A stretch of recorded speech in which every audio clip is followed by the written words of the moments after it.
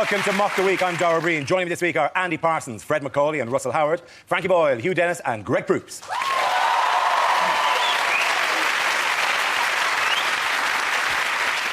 We start with a round called This is the Answer, What is the Question? On the board are 6 categories. Fred, which category would you like? Home news, please. OK, the category is home news. The answer is 1,433 days. What is the question? Is that the number of days it'll take a sobbing Carol Vorderman to watch reruns of Countdown? Is it at what point do libraries abandon fines and introduce hitmen? Is it after the recent bankruptcy? How long before Kerry Katona's family eat anything but chicken drumsticks? If the Russians say they will withdraw today, when will they actually withdraw? What size gap in Gary Glitter's CV is filled with the entry, travelling in Asia? Is it? How long does it take Stephen Hawking to sing Bohemian Rhapsody? Is it how long does it take my nan to send a text? Is it, I am the leap year killer, when will I strike next? Is how long till the next Olympics? It's essentially it. Well done, Frankie. Very good. The question I was looking for is, after the official handover in Beijing on Sunday, how long to the London 2012 Olympics? The 4-year countdown began as Boris Johnson took the flag in the Bird's Nest Stadium during the closing ceremony. Look at him. Could he not have closed the button on his jacket? And then there's a bit where he put his hand in. No one uses those pockets for hands. Of all the things, right, that I knew he didn't know how to do, I now know he doesn't know how to wave a flag either. The Chinese thought that he was the London Olympic mascot. Oh, an albino Labrador. Good choice. What's lovely is the one time we come together as a nation, because we're all sat there watching it going, don't do the voice, you know? Oh, there should have been like a press the red button to go inside Boris's mind. Wouldn't that have been amazing? Just to hear him go, la-di-da-di-doo, da-da-da-da, it's like being at Souths again, I miss Granny Butter, la-di-da-di-da. Watching him try not to make a gaffe surrounded by 200 different races was like watching Mel Gibson getting drunk at a bar mitzvah. And the only thing that was a bit weird that your image for London was an exploding red bus. The original plan was that they have a subway train come, and then dancers formed barriers. A British hurdler leapt over the barriers and got shot 5 times in the head. It was like a transformer that had been designed by Alan Titchmarsh. Do you know what I mean? One minute it was a bus, then it was a hedge, you know? At least it wasn't a bendy bus, then there really would have been carnage, wouldn't there? Because they've actually got that little thing on the back of bendy buses. Have you seen them? This bus is 18 metres long. Don't tell us, tell the bloody driver. He hasn't got a clue. I thought it was quaint and curious, you know? I mean, that's how England sees the world. Wouldn't you rather have a red bus and people with brawlies than, like, 2 drunk yobs beating the shit out of each other outside a pub or whatever? Oh, well, they tried that. You know, that was plan B, all right, just to have a simulated knife fight. In the middle. But there's even a bit where Leona Lewis was being raised up and the dress was unfurling behind her. She looked more and more like that thing your granny would put over toilet rolls. Just to protect you from the view of toilet rolls. What was weird about that was that the rest of the world, you know, Leona Lewis and the rest of the world is 48 feet tall now. She's enormous, and the rest of the world must be thinking, well, if they've got someone like that, why didn't they use her in the high jump? She could have won every event, the hurdles, a 50-metre swimming. There would have been no swimming. She would have just had to fall forwards into the pool and touch the other end. She would have broken it. It was just ridiculous, the whole thing. What I was hoping, you know, when the bus opened up, that there would just be a stray tramp in there, just going, yeah! Or it's just Beckham sat beside some nutter who's telling him that he invented Tupperware. That would have been brilliant, wouldn't it? But if you're going to get Beckham, right, get him to take a trademark free kick that sets off some fireworks or something. He just humped the ball into the crowds. Yeah. It hit a dancer. He actually, the crowd of 10,000 people, he almost missed the crowd. I'd have liked to have seen him kick his wife into the crowds. Did you see this Chinese volunteer caught it, and you could tell he just looked at his mates with that look that went, eBay? Bex lives in Los Angeles now. Wouldn't it have been more authentic if he pulled out a gun and just did a drive-by on the crowd? The best thing, though, did you see the speech that Boris Johnson gave when he said that ping pong was coming home? And we were all sat there going, please don't say you found a cleaner. Do you know what I mean? It was that...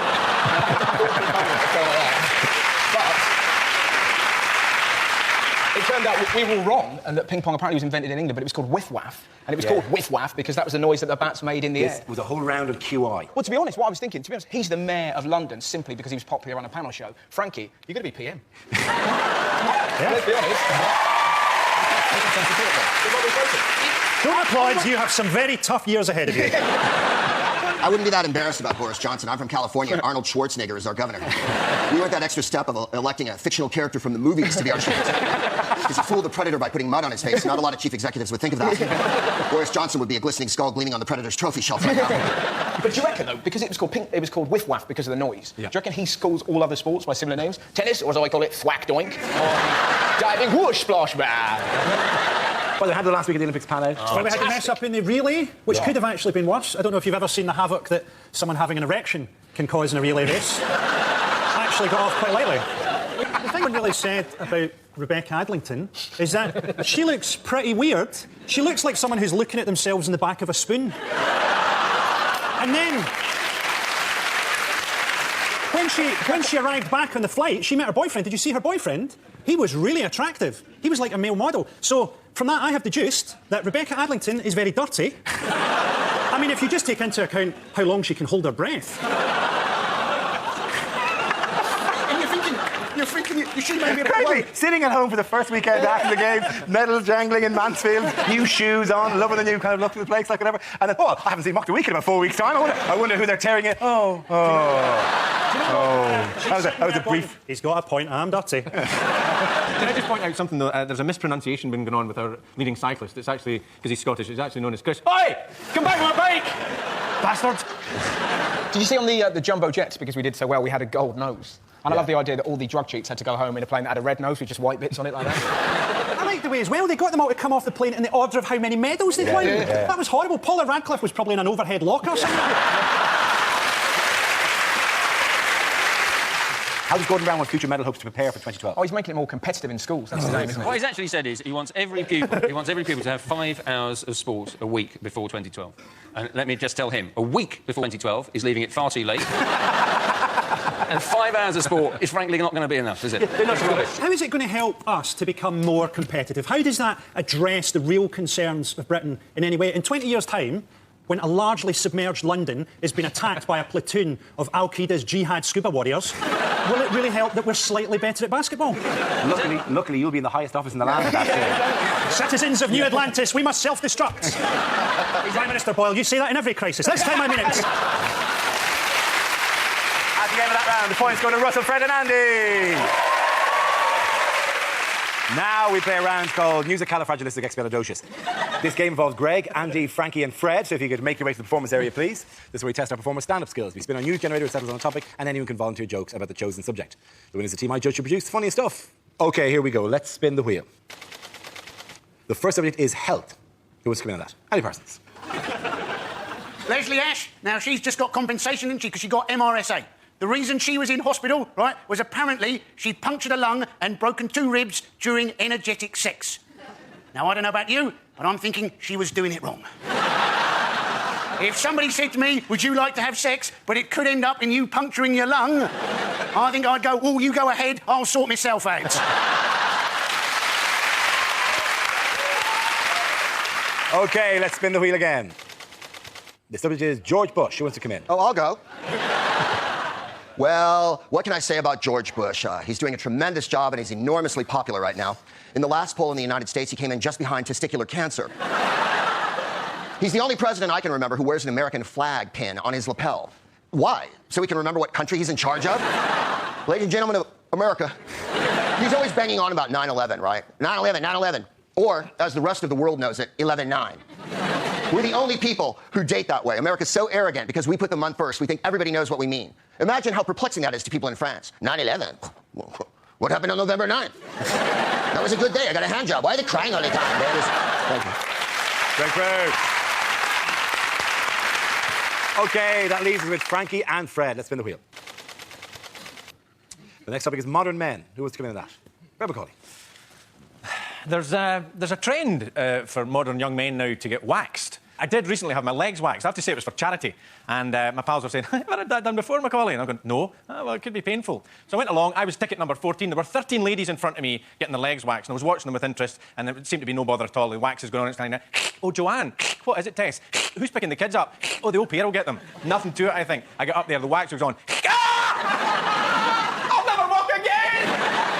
What I didn't know is that women, when they're getting their legs waxed, have epidurals beforehand.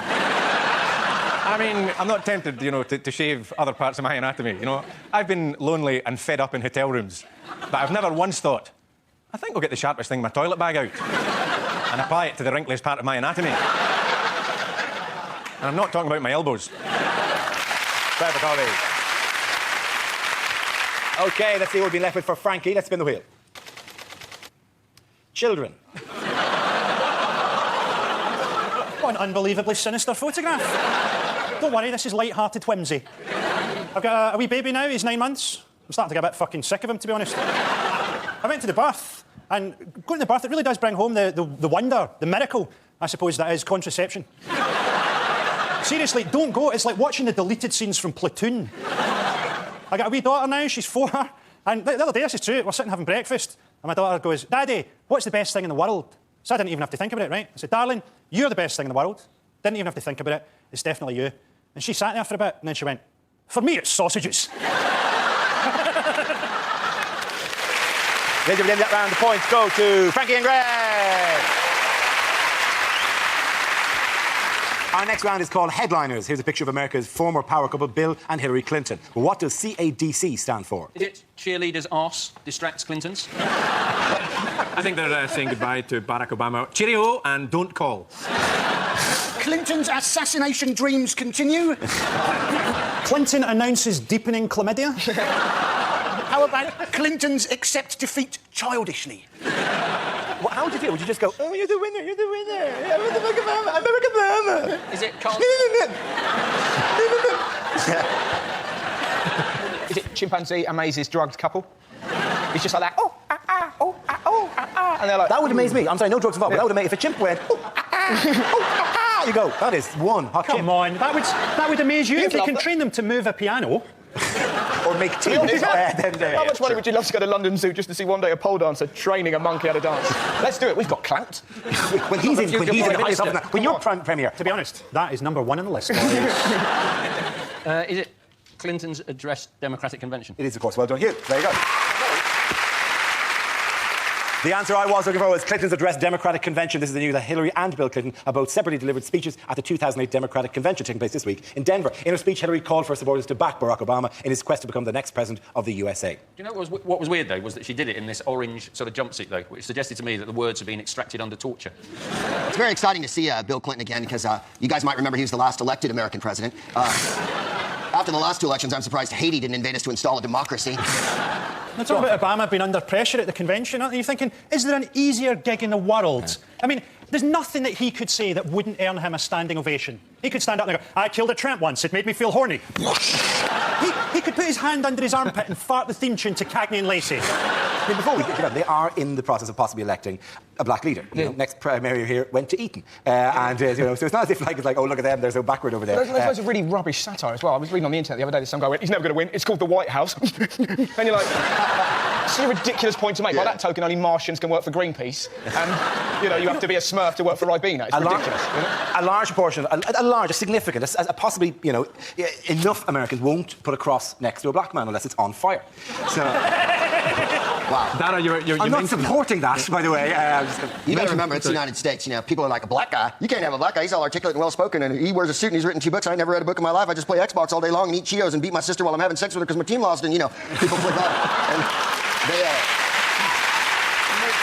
All I can say, Greg, is, would you like a job as Chancellor of the Exchange? Do you know that 12% of Americans think that Obama's a Muslim? Yeah. 12%, and now he's got Biden as his vice president candidate, so the ticket is now Obama-Biden. Could they get more of the letters of Osama bin Laden?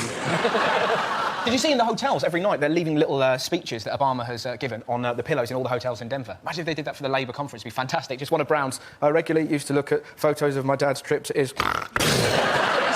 is it, though? What is it with these white supremacists? I didn't say that. Yeah, they're all for supremacy. They want. They're screaming for more supremacy for us whites. They wear central casting. 2 men called Cletus got picked up with a gun in the boot of their car. And Mr. Adolf. Yes, Sean Adolf was the name of the guy. Is there anything more guaranteed to possibly ring an alarm bell on the screen? So your name is what? Adolf. That's an interesting name. I've not heard that since. Wait a minute. Do you know, I think it's weird that we report American news as if it's our news? Yeah. Do you think NBC News are sitting there going, breaking news about Nick Clegg? The Americans think that Tony Blair rules Britain because he's the Queen's boyfriend. In other news, what unusual creatures have been spotted around Britain recently? Oh, jellyfish. Jellyfish, yes. It's a jellyfish, though. Jellyfish. There are jellyfish off the coast of Worthing.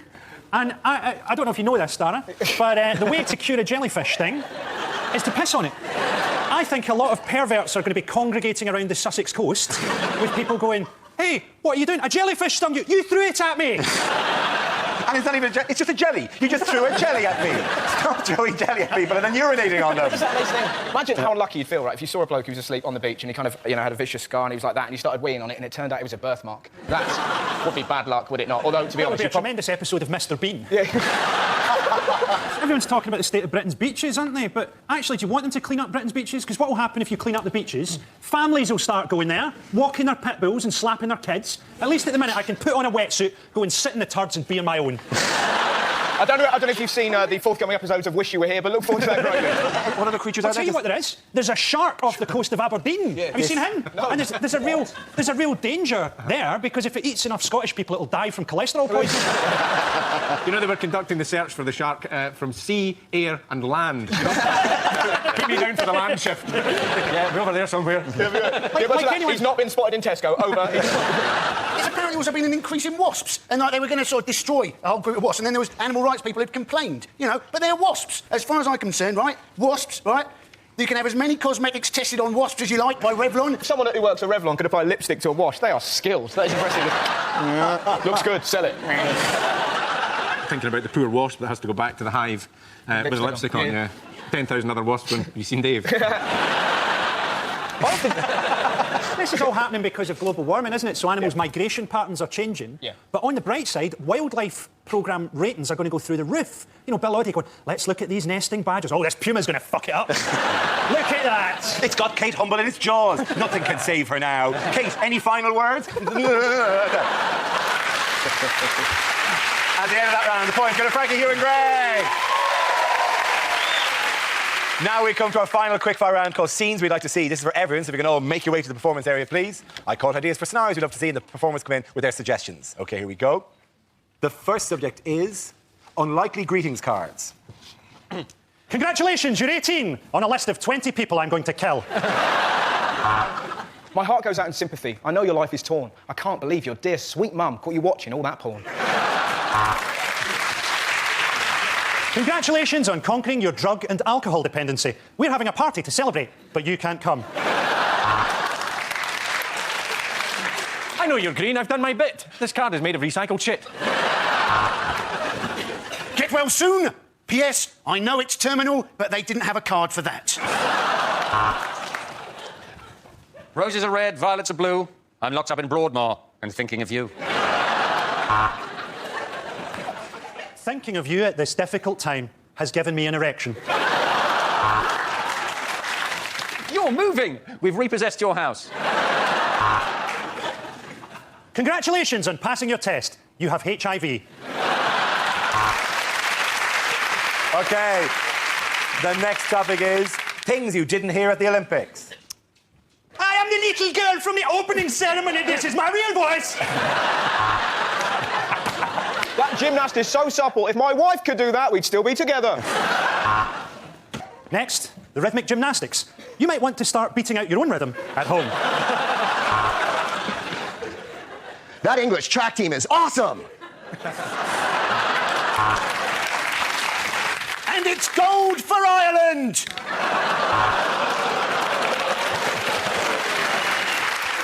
Well, that'll be low marks for synchronicity, but high marks for execution. Clean shot to the head, backwards off the board, pool full of blood, magnificent.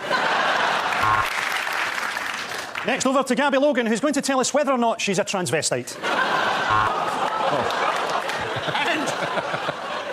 And Nick! Go again, man, go again. Do it.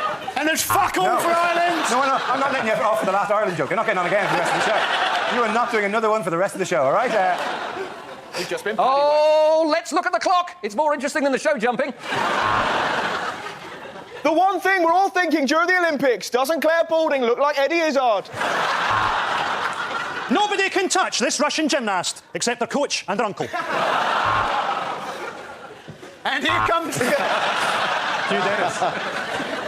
Well, what a morning. We've got medals in the Yingling, Tiddly and Poe. Chinese athlete with number 36 in his chest. That means he's a chicken chow mein. And And the French have 4 faults: their language, their food, their underarm hair, and the fact that they are French. A surprise in the canoeing, where the British athlete has gone missing. it was after I heard the buzzer that I realised one thing I hadn't heard at the Olympics, right, was fuck it. The end of that round, the points go to Frankie, Hugh and Greg. That's the end of the show. This week's winners are Frankie Boyle, Hugh Dennis and Greg Proops. Commiserations to Andy Parsons, Fred Macaulay and Russell Howard. Thank you for watching. I'm Dara Breen. Good night.